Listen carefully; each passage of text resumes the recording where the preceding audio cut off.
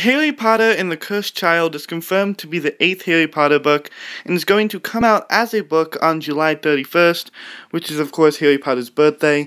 And it's been a while since we've gotten a Harry Potter book, and normally I don't record stuff about Harry Potter, it's mostly Star Wars, but I did do something on Pokemon a little while ago.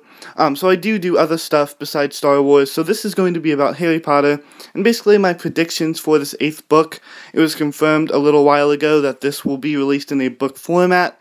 It was originally just a play, but they're releasing the script for the play as a book, so here I'll be predicting the plot, and just what will go on in this new story that takes place 19 years after the Deathly Hallows. So starting with what we know, the story seems to be focusing around Harry Potter as, an overworked Ministry of Magic employee. He works as an Auror, which is a wizard who hunts down dark wizards, which is really what he was doing the whole 7th book, so he has a lot of experience with that. And then it's also going to focus around his son, his second son, Albus Potter, who is of course named after both Dumbledore and Snape. So it's going to focus around those two and just kind of the relationship and Harry being overworked and being famous, dealing with his past, and then I presume Albus at Hogwarts dealing with his father's legacy, and possibly even dark wizards who want revenge on his father and even his whole family. So I think, that's what the main plot of the story is going to be about, but I will talk about, I'll talk about it more in detail as well. So of course this story is going to focus on both Harry and Albus, however I think it's going to focus mostly on Albus Potter. It'll follow him throughout his first year of, being in Hogwarts, and I think that'll be really exciting. It'll be really exciting to see him, because, in Harry's first year in the Sorcerer's Stone, everyone, they're looking at him because he was famous, he defeated Voldemort, and it'll be kind of a similar effect with Albus's first year at Hogwarts. However, they won't be looking at him because he's famous, they'll be looking at him because his father's famous, and his father killed Voldemort for good in the Battle of Hogwarts, and there might even be some people who are mad at him because they might have had relatives who had fought in the Battle of Hogwarts who had died, and they might have been blaming Harry about it. That's a theory I've heard, maybe Harry's feeling remorse about, all the people who died for him, and maybe Albus will have to deal with it with his friends at school. So I think that's definitely going to be a big aspect, and I think Albus will be a really cool character who will be really similar to Harry, but I think they'll definitely have some distinctions between the two characters. I'd love to see some, personal traits, some personality traits that are only on Albus Potter, not his father. I think a really cool way to do this would be having him being sorted in the Slytherin house, because I think Slytherin gets a really bad reputation in the books. Basically, everyone Harry interacts with and all his friends are in Gryffindor, and they're all pretty biased against Slytherin. And the few Slytherins that he does have interactions with are, like Malfoy, and the other Slytherins are portrayed as being really mean people and really, dark side, dark wizard type people. So I think Slytherin does get a really bad reputation, because even though there are a lot of dark wizards that came from that house, it has been officially stated that there's been dark wizards that have come from, every other house besides Slytherin. I mean, look at Wormtail, Peter Pettigrew. He came from Gryffindor, and he became the one who resurrected Voldemort. So, I think Slytherin gets a really bad reputation. I'm personally sorted into Slytherin on Pottermore, and it's really more than just dark wizards. So I think it'd be great to have Albus Potter be sorted into Slytherin in this new book, this new generation, showing that not all Slytherins are bad, and, not as we thought in the first 7 books.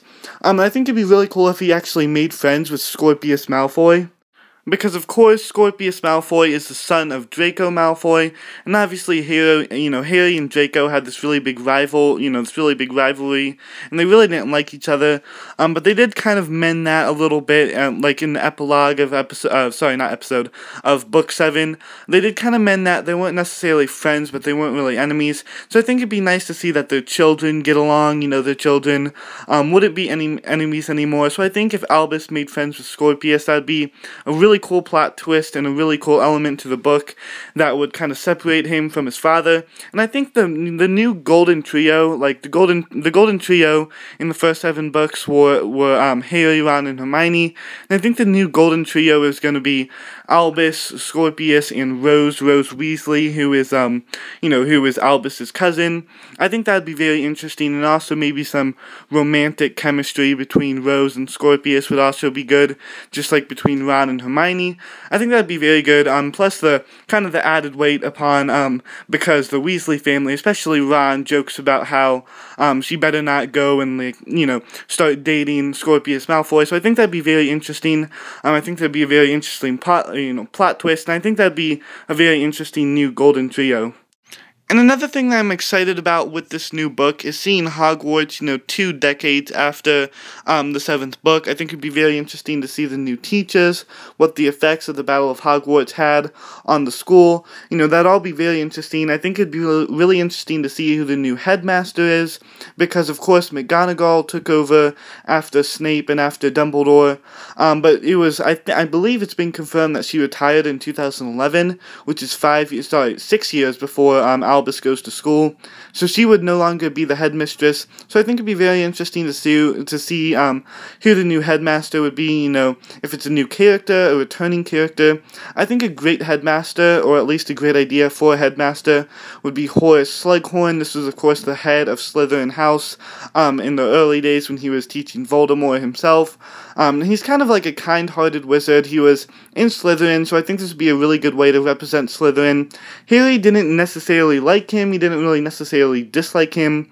So I think it'd be very interesting to see his son now being sorted into Slytherin, having a more open mind about Horace Slughorn, who is now the headmaster, because I believe Horace Slughorn is actually a little bit younger than Dumbledore, but is still pretty old. I don't know if it's been confirmed, his actual birthday.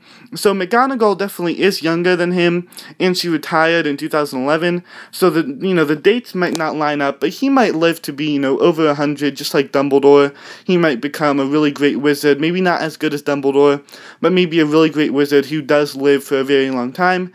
That'd be very interesting to see him as as headmaster, and it'd also be cool to see who the new Defense Against the Dark Arts teacher is. It'd be cool to see Neville Longbottom as a teacher, stuff like that. It'd also be cool to see Hagrid return, and kind of making friends with Harry's children, and Harry's children and Hermione's children and Ron's children and even Draco's children would definitely be very cool. I believe they do know each other from the epilogue of Book 7. They do mention Hagrid, so I think that'd also be very cool.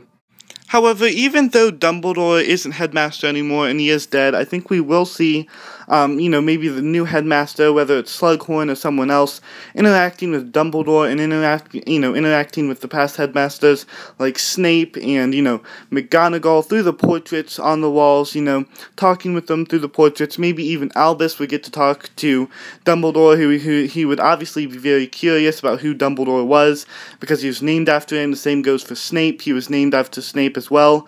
So I think that'd be very interesting, maybe seeing the headmaster and even Albus and other students talking to, Dumbledore and all the other past headmasters as well. However, this will be a new Harry Potter book, and with every Harry Potter book, there is some conflict with dark wizards, mostly Voldemort. I believe the 3rd book is the only book where Voldemort doesn't directly appear and doesn't directly appear at the end of the book. So, I think this would be a really great, twist to have dark wizards at the end. Even though Voldemort is killed, I think it'd be very cool to have new dark wizards who kind of admire Voldemort. And I'm going to bring up Star Wars Episode 7, The Force Awakens, as kind of a reference point here.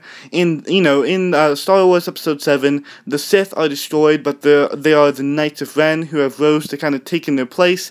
And Kylo Ren, the main enemy, kind of admires Darth Vader, who is his grandfather. He almost worships him, so I think we could see something similar to that. A new group of dark wizards who've kind of taken the place of the Death Eaters. Maybe some of them have been past Death Eaters, and maybe the leader of them could be kind of admiring Voldemort and trying to finish his work, trying to rule the wizarding world once again. I think that'd be very interesting. Maybe his goal would be to conquer the whole world instead of just England, like Voldemort did. So I think this would be very cool, a very cool plot twist.